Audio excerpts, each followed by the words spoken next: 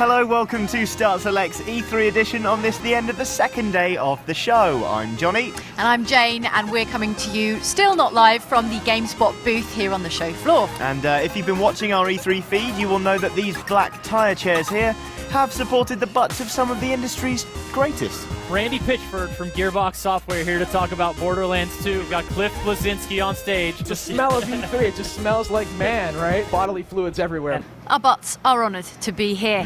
And in today's trio of news, we've got a tentative release date for the Skyrim Dawnguard DLC, a very shiny next-gen tech demo from Square Enix, and a confirmed sequel for Dead Island, named Dead Island Riptide.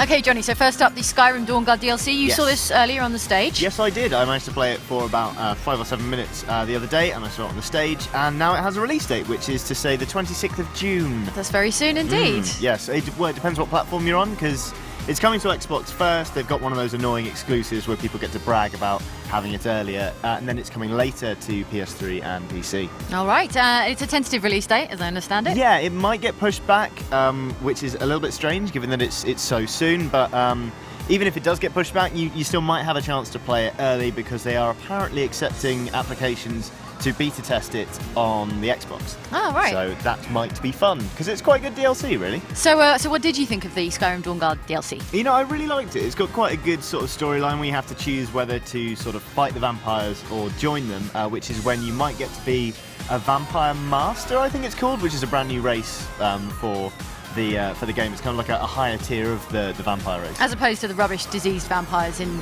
Skyrim regular. Exactly. All right. And you do get kind of hindrances in daytime, but they're not as bad as they've been in the past in Elder Scrolls games. You're weaker in the day, and that's about it. But you've got all sorts of powers. There's like a whole skill tree unlocked for it. And interestingly, they're adding a whole skill tree for werewolves as well. So their powers are going to get diversified in the game, and it all looks very good and fun. It's going to be about 15 hours of content, apparently. Awesome. All right, and that's coming June 26th, maybe? Yes, hopefully. Maybe. All right. So next up, I believe you've got something to say about Square Enix? Yeah, they have published a tech demo that asks the question, the age-old question, who wins in a fight between guns and magic? And the answer is everyone, because these are the kind of visuals we can expect from a next-gen Square Enix game, apparently. Okay, so the tech demo is called AGs Philosophy, and it's representative visually of what you might expect, say, a next-gen Final Fantasy to look like, which is very, very pretty indeed. So it runs on Square Enix's new Lumina Studio game engine, and it's planned to support game consoles, but also PCs, smartphones, and web applications, interestingly. Okay.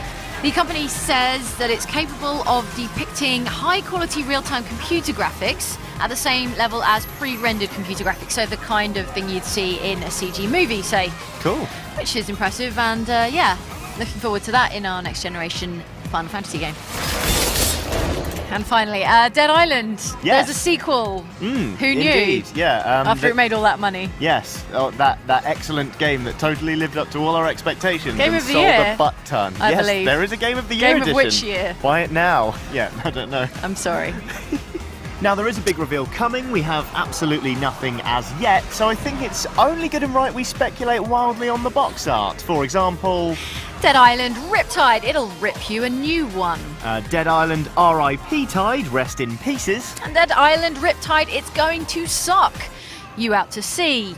Though, of course, you know, we are sure it is going to be good because zombies. More facts on those as we get them.